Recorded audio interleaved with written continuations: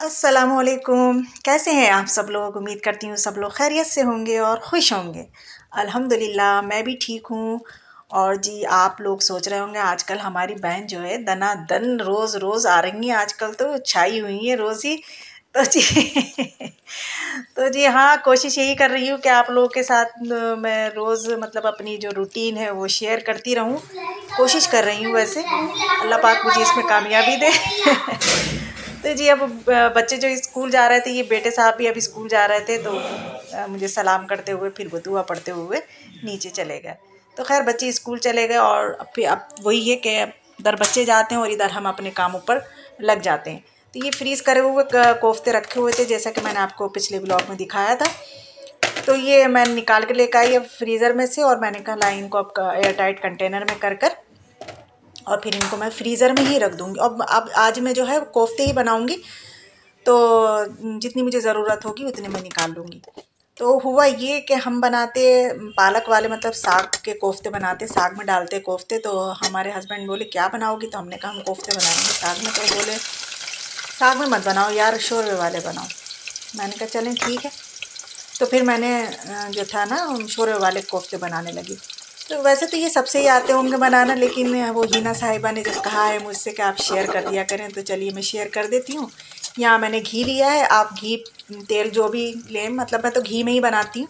तो घी में प्याज करी है, दाने वाली प्याज काट लेते हैं उसमें डालकर, और उसको थोड़ा ब्राउन कर लेते हैं। और इसमें मैंने सारा लाल मसाला निकाला, लाल मिर्च, हल्दी, धनिया, कश्मीरी लाल मिर्च, ये सब, और अदरक, लहसुन, नमक, ये सब डालकर इसका एक पेस्ट बना लिया और इसमें डालकर मैं भून लूँगी। अच्छा ये भूनते भूनते में ना मैंने इसमें वो भी डाल दिया, टमाटर के क्यूब्स 2। बहुत से लोग दही भी डालते हैं और नहीं भी डालते हैं, ये तो मैं अब डालने लगी। खैर पहले तो नहीं डालती थी मैं टमाटर, लेकिन अब डालने लगी हूँ। तो ये मसाला जो था ये भुनने लगा था, लेकिन अभी पूरी तरीके से नहीं भुना था, तो मैंने इसी में ही कोफ्ते डाल दिए थे। मैंने कहा कोफ्ते भी इसमें भूनते रहेंगे, पक जाएंगे, और मसाला भी मेरा भुन जाएगा, दोनों काम एक साथ होते रहेंगे। क्योंकि टाइम जो था काफ़ी हो चुका था, लगभग ये 5:45 का टाइम था जब मैं ये कोफ्ते बनाने खड़ी हुई थी। क्योंकि वो सारे काम मैंने आज आपके साथ शेयर नहीं करे, वही झाड़ू पोछा ये सब, बर्तन हैं और दुनिया भर के काम होते हैं खैर घर के। तो अब मुझे ये बार बार घंटे पर निगाह जाती रहती है कि पता नहीं क्या टाइम हो गया। तो ये 5:45 का टाइम था। अब ये जो थे ना ये भुनने पर आ गए थे, तो मैं इनको हल्के हल्के प्यार प्यार से ज़रा चला दी। मैंने कहा कहीं टूट नहीं जाएंगे। तो खैर टूटे नहीं और बन गए आराम से। अब ये था कि दूसरा सालन क्या बनाऊं मैं, तो फिर मुझे ध्यान हुआ कि चलिए कबाब रखे हुए हैं, वो भी फ्रीज़ करे हुए हैं। तो मैं कबाब निकाल कर लेकर आई, तो देखा 4 ही कबाब बचे थे। तो मैंने कहा चले आज का तो हो ही जाएगा, फिर इंशाल्लाह आगे कीमा मंगाकर फिर मैं बनाकर उनको फ्रीज़ कर दूँगी। तो यहाँ ये अंडा मैंने लपेट कर इसको खूब डिप कर करके, और मैंने इसमें तेल में डाल दिया है। तो हमारे हस्बैंड को बहुत अच्छे लगते हैं ये वाले अंडे, मतलब लपेट कर। मुझे सादे वाले अच्छे लगते हैं बिना अंडे के, उनको ये अच्छे लगते हैं। तो मैंने कहा चलें आज उन्हीं की पसंद का चलो कर लेते हैं। तो मैंने अंडे में उनको कर आके और ये चारों कबाबों को तल लिया था।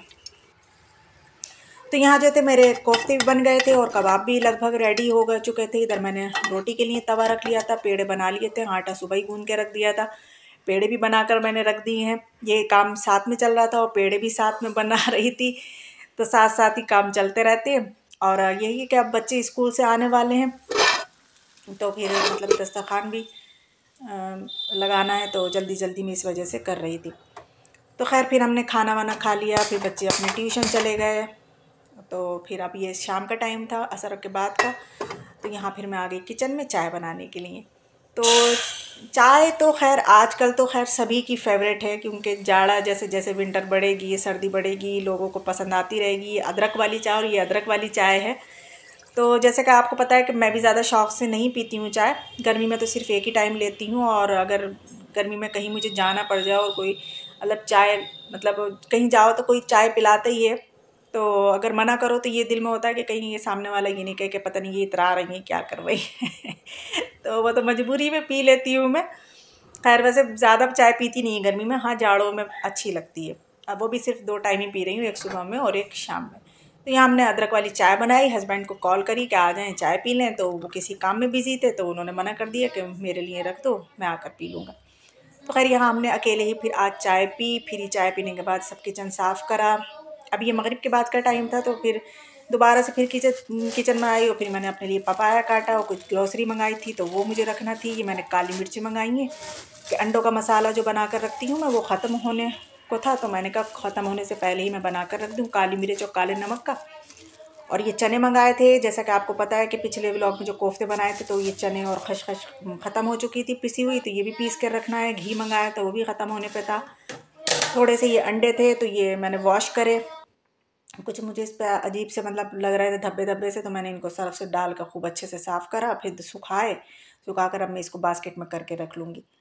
अच्छा, ये करने के बाद फिर आज तो मैंने कोई एक्स्ट्रा काम नहीं करा, आज पीसा पासा कुछ नहीं। मैंने कहा चलो कल को करेंगे अब, क्योंकि फ्राइडे है, कल को हस्बैंड घर पे होंगे नहीं इंशाल्लाह, उनको कहीं जाना है बाहर, और मैं वॉइस ओवर कर रही हूँ, वो जा चुके हैं। तो मैंने कहा चले कल के दिन के लिए काम छोड़ो, काम होता रहेगा, वो तो कल को अकेले में करते रहेंगे। तो ये सब कर कर आके फिर हम निकल गए थे बाहर। तो आप सोच रहे होंगे पता नहीं हमारी बहन कहाँ घूमने जा रही है। अब मैंने कहा चले आज आपको थोड़ी सी अपने सिटी की, छोटी सा हमारा जो सिटी है इसकी भी सैर करा दें हम। तो ये हम जा रहे थे डॉक्टर के यहाँ। डॉक्टर के यहाँ क्यों जा रहे थे? क्योंकि हमारे बेटे को और हस्बैंड को बहुत ज़्यादा नज़ला हो गया। मैं आपको काफ़ी टाइम से मैं आपको बता रही हूँ, मैंने घरेलू मतलब जो टोटके होते हैं, नुस्खे होते हैं, वो भी बहुत बहुत करे, बाहर के भी मतलब दवाइयाँ बहुत खा ली, खिला दी, मगर कोई फ़ायदा ही नहीं हो रहा इन दोनों बाप बेटों को। अच्छा, दोनों को फ़ायदा क्यों नहीं हो रहा? दोनों सोते एक ही जगह पर है, तो मतलब किसका ठीक हो, जिसको ठीक होता है वो उसके पास होता है, तो उसको उड़कर फिर उसका लग जाता है। तो बाप बेटों में प्यार भी इतना है। तो दोनों का नज़ला ठीक होने में नहीं आ रहा, तो मैंने दोपहर कहा था कि आप अब होम्योपैथिक दवाई करें, क्योंकि हम लोगों को बिलीव है उस दवाई पर, हम लोग उस पर ना एतबार करते हैं, अकीदा कहते हैं, क्या कहते हैं, वो चीज़ है हम लोगों को। तो मैंने कहा आज वहाँ चलिए, वहाँ से दवाई लेकर आते हैं। तो आज हम वहाँ जा रहे थे होम्योपैथिक डॉक्टर के यहाँ। तो यहाँ पर जब हम आए तो यहाँ पर पड़ा मुफ़ज़िला का घर भी, हम देखते हुए भी गए और देखते हुए वापसी भी करी हमने मुफ़ज़िला के घर को। तो फिर हाँ, गए नहीं हम, अब अच्छा नहीं लगता है कि हम डॉक्टर के भी जा रहे हैं तो किसी के घर में घुस जाए। किसी के घर जाते हैं तो वो तो फिर सोच कर ही जाते हैं कि वहाँ जाएँगे। और अच्छा, हस्बैंड ना ऐसे जाते हैं वो। और ये देखिए यहाँ पर फाउंटेन भी अभी-अभी बना है ये शायद। तो यहाँ हम डॉक्टर के यहाँ आ चुके थे, यहाँ पर अभी हम वेट कर रहे थे, क्योंकि अभी पेशेंट और भी थे। डॉक्टर देख रहे थे उन पेशेंट को, तो उनके बाद फिर हमारा नंबर था। तो बस वहाँ गए, उन्होंने दवाई वगैरह दी, 10-15 दिन की एक सी दे देते हैं वो दवाई, और उनकी दवाई से अल्हम्दुलिल्लाह फ़ायदा होता है, बहुत फ़ायदा होता है। तो बस यहीं तक था मेरा व्लॉग, हम वापस आ गए हैं। और अगर आप लोगों को अच्छा लगा है तो लाइक कर देना, और नए हैं तो सब्सक्राइब कर लेना। फिर मिलूँगी आपसे नेक्स्ट व्लॉग में, तब तक के लिए रखना मुझे दुआओं में याद। फिर मिलूँगी, अल्लाह हाफ़िज़।